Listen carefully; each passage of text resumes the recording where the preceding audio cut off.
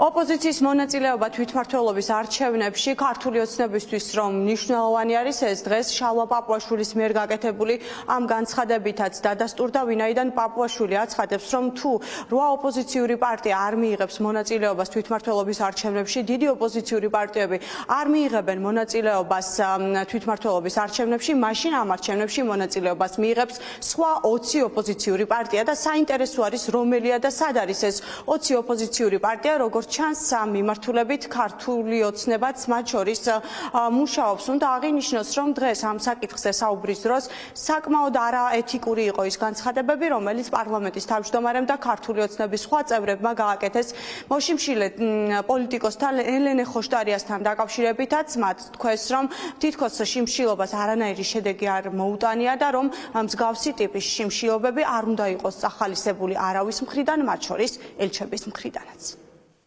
არ მგონია საერთოდ რამე შეეცია, მასაც არაფერი შეეტყო ფიზიკურად, რომ იშიმშილა, ქვეყანასაც არაფერი შეეტყო, რომ იშიმშილა და ოპოზიციასაც არაფერი შეეტყო, რომ იშიმშილა.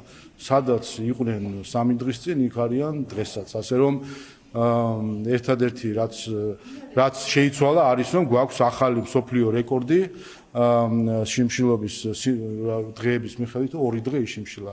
ადამიანმა ერთი და მეორე გვაქვს მეორე პარადოქსი, რომ ოპოზიციას გამოუცხადა შიმშილობა. ამ ხრივ ალბათ მოხვდებით რაღაცა მსოფლიო ჰედლაინებში. ოპოზიციის წარმომადგენელმა დაიწყო საპროტესტო შიმშილობა ოპოზიციის წინააღმდეგ. ეს ნონსენსი და წარმოუდგენელია, ხო? ეს ცხადია მიუთითებს მათ რეალურ მდგომარეობას. ოპოზიციური პარტიები, ვინც გუშინ გამოვიდნენ, ისაც ვიცოდით, რომ ვარს იძახდნენ და ამბობდნენ არჩევნებში მონაწილეობაზე. თუმცა არის რიგი ოპოზიციური პარტიები, ვინც გამოხატავს მგზავრობას მიიღოს არჩევნებში მონაწილეობაში. სამამისად არის გაუგებარია აბსოლუტურად შინაარსი და მთავარი მიზანი. ან დაწყების შიმშილობის, ან შემდეგ შეწყვეტის. ესე იგი ხოშტარიამ შიმშილობა დაიწყო.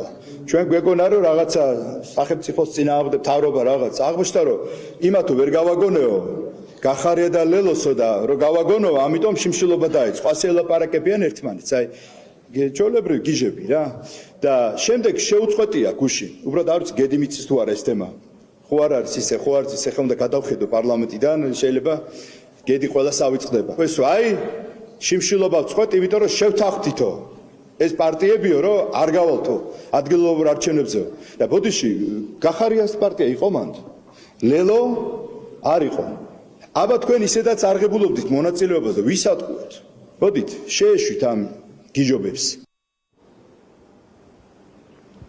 შიმშილობის ერთ-ერთი მთავარ მიზანს წარმოადგენდა ის, რომ კიდევ ერთხელ ოპოზიციას დაეფიქსირებია საკუთარი პრინციპული პოზიცია, რომ ისინი ბოიკოტს გამოუცხადებდნენ თვითმმართველობის არჩევნებს. ოპოზიციის დიდი ნაწილი ბოიკოტს უცხადებს თვითმმართველობის არჩევნებს, ვინაიდან მათ აქვთ მოლოდინი გასული არჩევნების გამოცდილებიდან გამომდინარე, რომ თუ კი ცენტრალური საარჩევნო კომისია არ შეიცვლება და თუ კი არჩევნები ზუსტად ისე ჩატარდება, როგორც საპარლამენტო არჩევნები ჩატარდა, მაშინ ესეთი არჩევნები გაყალბდება და მსგავსი ტიპის არჩევნებში მონაწილეობის მიღებას საერთოდ აზრი არ აქვს.